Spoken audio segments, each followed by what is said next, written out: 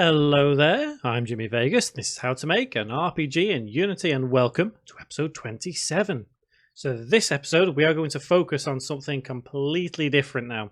We're going to start looking at, well, we'll start with a main menu, but we'll be doing a couple of other menus as we go through the series. We'll also be dealing with more scenes. So, the only real thing we've dealt with different scenes up until now is this game over scene, and that's just basically when we lose health, we go to this scene.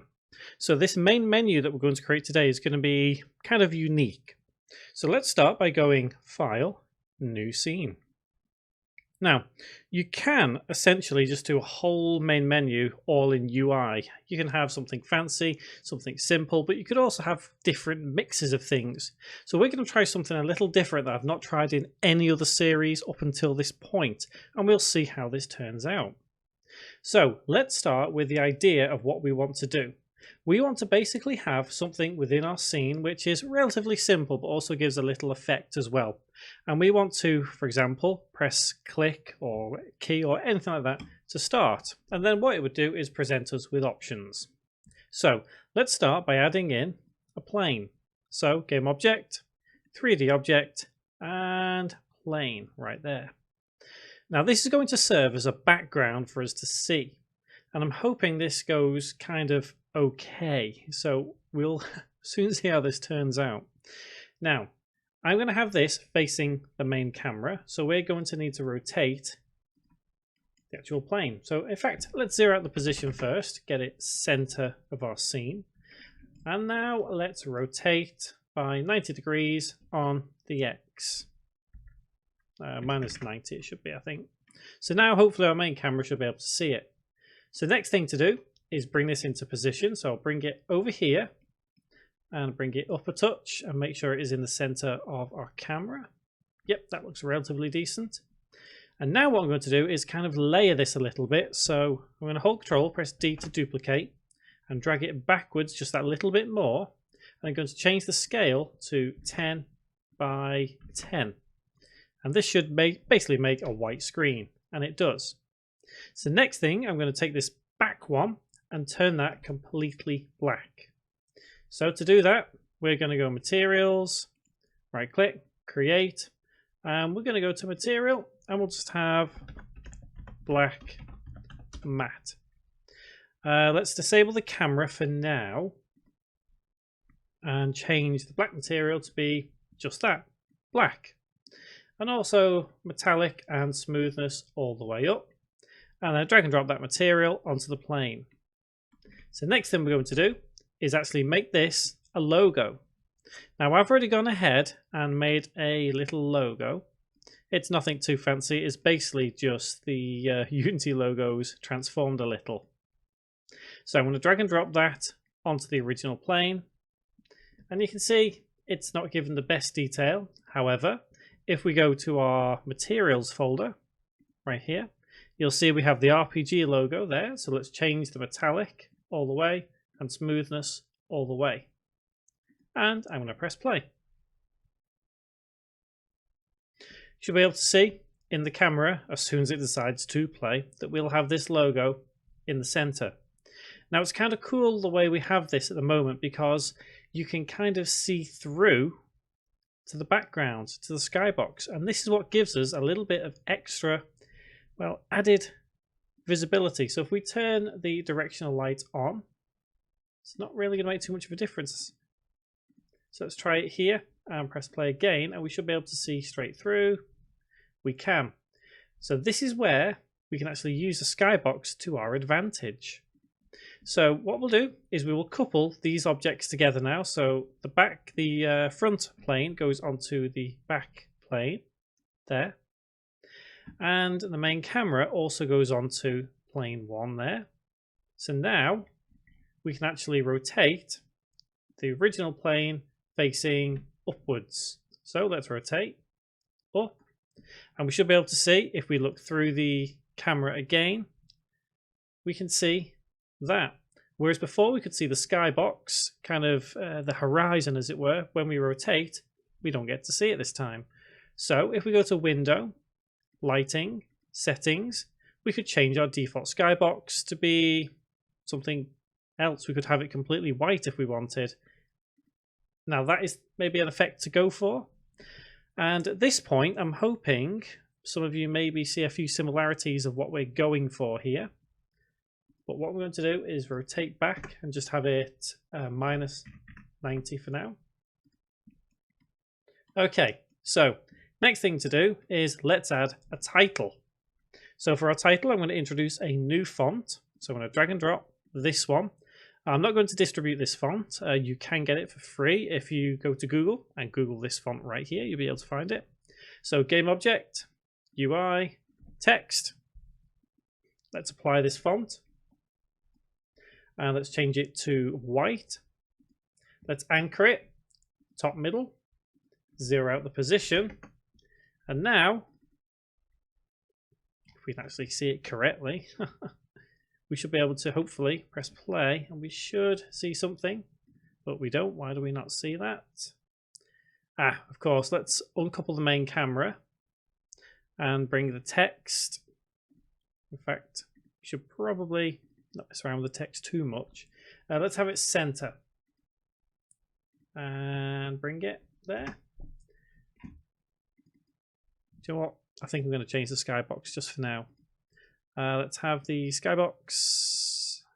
Let's type sky. There we go. White sky. There we go. We'll keep it as that one just for now so we can see things. Let's press play. And there we are. So I think what we need to do is a little bit of moving around. So I'm going to bring this way just slightly. So that's kind of centered. Text, we're going to reposition it at the top. I'm going to have it much bigger than what it is. So let's have this as 60. Use the rect tool to change the size. And zero out the position. Bring it down, have it centered, and now for the name of our game, we need to come up with a name. You would use whatever name you have for your game, but for this one, I'm going to go with Sky Gym, because why not? So, there we are. We could have it like that. We just need to move this back a little. I think that may have been a line to begin with, and I may have moved it a little too much. So let's have the position X back there. How does that look? Okay, that's not too bad. Quite happy with that. Let's see what happens if we actually change the skybox back to the original kind of whiteness that we had. See if it makes much of a difference. I think it's all about playing around with the settings and get the settings you want. I'm not going to waste too much time getting this just right, but there we go. We're going to go with that. So now what I'm going to do is right click, rename, and have this as logo. If I can spell logo right. It does not have a K in it. Next thing, let's have game object UI text, and we'll have at the bottom of the screen just some simple text that says click anywhere to start.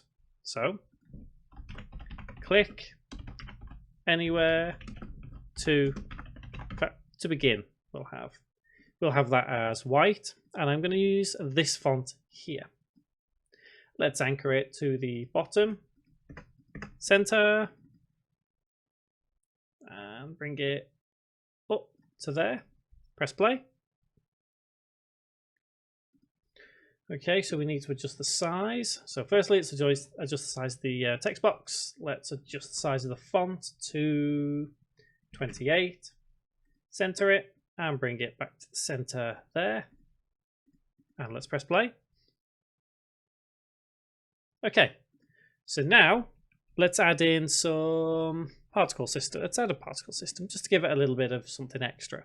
So on plane, right click, effects and particle system, and now we need to bring it between the camera and the actual plane itself. So bring it forward, bring it down, and you can obviously have this as any color you would like, but what I'm going to do is I'm going to have emission as 100, so we have more.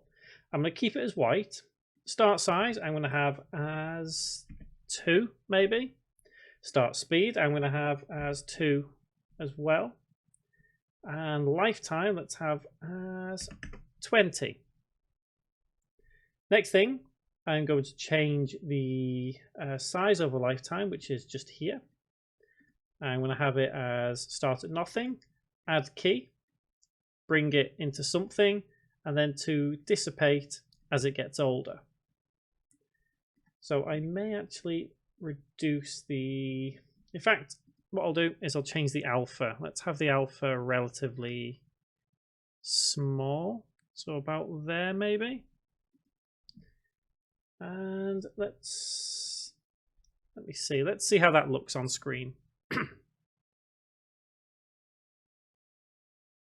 Can't really see anything yet. Okay, so there we go. So I think I'm going to change a little bit more alpha. Let's have this as 40 alpha.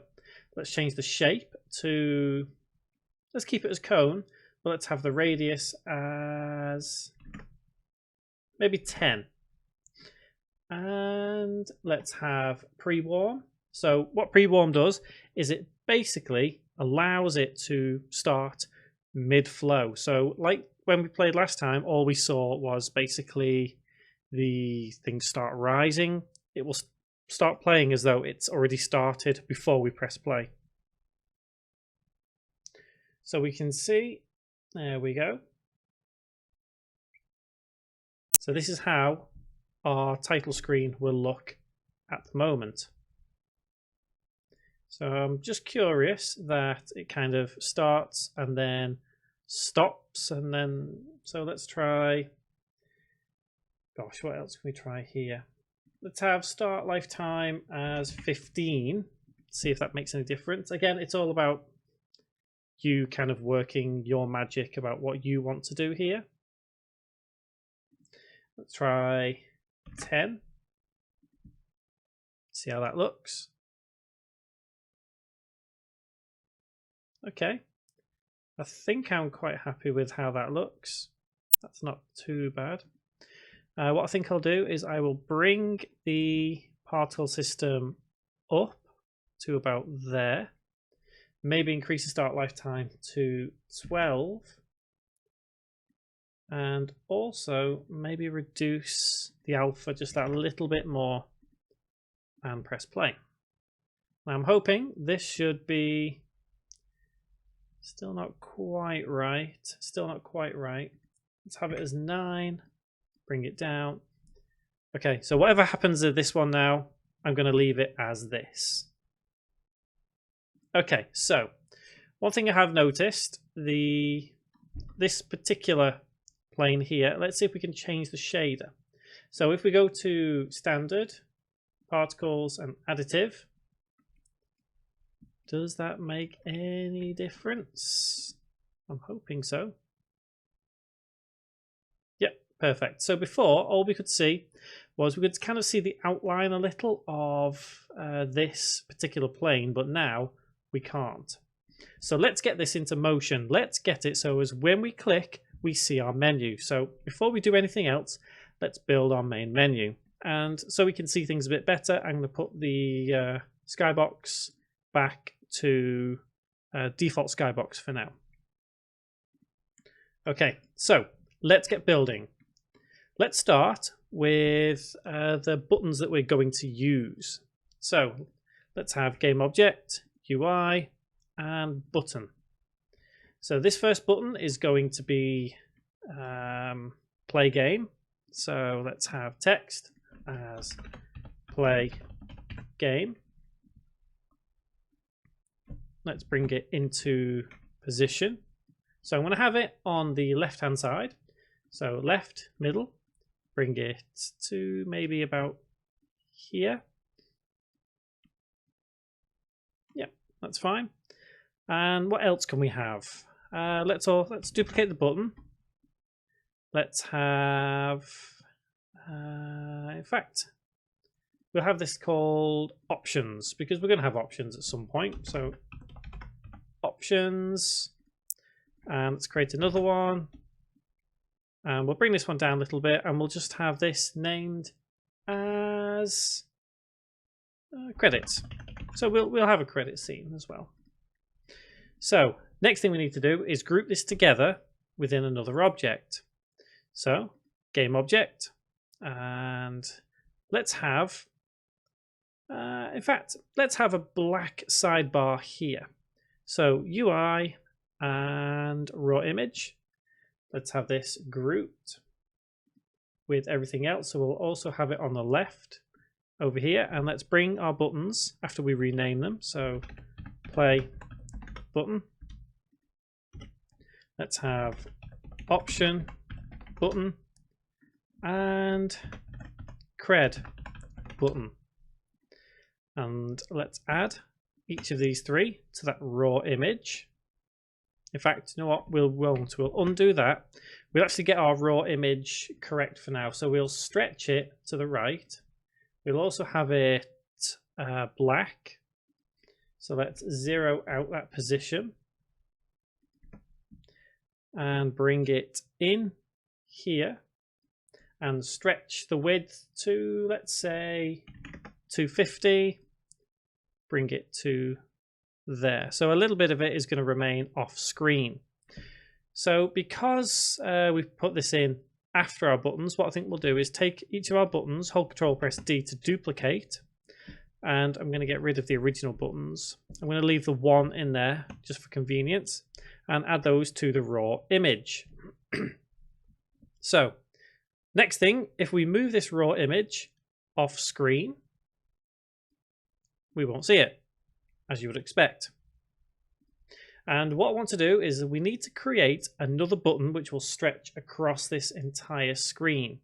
So game object, UI and button, and then we need to stretch and also turn off the text. So we can just delete the text. And normal color we will set as 0 alpha. Highlighted color 0 alpha. Pressed color also 0 alpha. Next, zero out the position of everything. So essentially what we have now is a button covering the screen. Next thing, we're going to create a sequence of events here. Next thing we need to do is go to our animation folder. Let's create a new folder and have it main menu. And what we'll do is make sure we have this raw image selected. So let's right click, rename, menu image. And next, go to your animation tab here, create, and let's call this menu slide. Then let's press the record button and set our first keyframe. So our first keyframe is all going to be based on the X axis, which is position -128. So let's set this as -130. So then we want it to slide over the course of, let's say, 2 seconds. So by frame 120, hit enter. We want it to be there. So there we are, that's set. Let's stop recording. Head back to your project window, menu slide. Let's now change this to a legacy object. So debug, legacy. And on the menu image, we need to remove animator and add a component. In fact, let's head back to normal mode.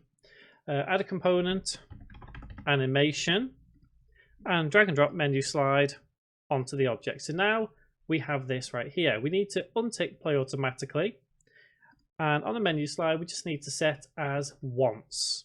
So we only need this to occur once. And if we press play now, we can see, yep, we still don't have anything. So we need to set up a script now that when we click, this now slides into place so we can start our game. So let's go to our scripts folder. Let's create a new folder and call it main menu. And in here, right click, create C# script. And let's have this as menu controls. So in this script, it's not going to be too complicated. All we're going to need to do is allow ourselves to create a method that when used, it basically turns off the ability to click anywhere on the screen and then activates the animation for that object to slide our menu into play. Now, you can obviously see where my inspiration has come from making this. Whether it's, I don't want to make it exactly like what I'm trying to aim for, because I want to add my own little twist to things. So let's start by getting rid of void start, void update, and let's declare our variable. So public game object, and let's, what can we call this? Menu slider, semicolon. And then let's create our method. So public void slide menu, open close bracket, open curly bracket, and then menu slider dot get component, and in spiky brackets animation, open close bracket dot play, and in brackets and quotes, I've forgotten what we called it. I've actually forgotten what we called it. Menu slide. So menu slide. And save that script. So next thing to do is head back into Unity. Locate that script we just saved right there. Game object. Create empty. F2. And let's call this menu control. Drag and drop the script onto there. Set the variable menu slider. And now last thing we need to do is this button, which we will rename as click anywhere. We just need to click add to use the button. Drag and drop menu control onto here. Click no function, click menu controls, and then slide menu and press play. So now let's click anywhere to begin. Okay, and there we go. So what else we need to do, I think, is get rid of this click anywhere to begin and get rid of the button itself. I did say that to begin with, didn't I? So after we've done that, we need to go public game object and anywhere button and public game object anywhere text semicolon, and after we've done that we will have them turned off. So anywhere button dot set active false. False doesn't have a K in it. And anywhere text dot set active false semicolon, and save. So also this is a little bit slow. Bit slow for my liking, so I'm going to quickly change the animation. So make sure we're on it, press record, and I'm going to change this to a second. So I'm going to drag this keyframe all the way to 1 second and resave. There we go. And now we just need to add the anywhere button, which is that one, and anywhere text, which is that one. Save my scene. And let's call this main menu. And let's press play. Perfect. So there's still more to do on here. You know, we need a bit of music. We need to get the buttons looking a little bit better. We need to do all this extra linking stuff. So next time we're going to carry on looking at these menus and interaction. And we're going to create the linking ability. So we'll link the play game to the game. And we'll also look at some music, and yeah, we'll see where we get to. So guys, until that next episode, thank you very much for watching.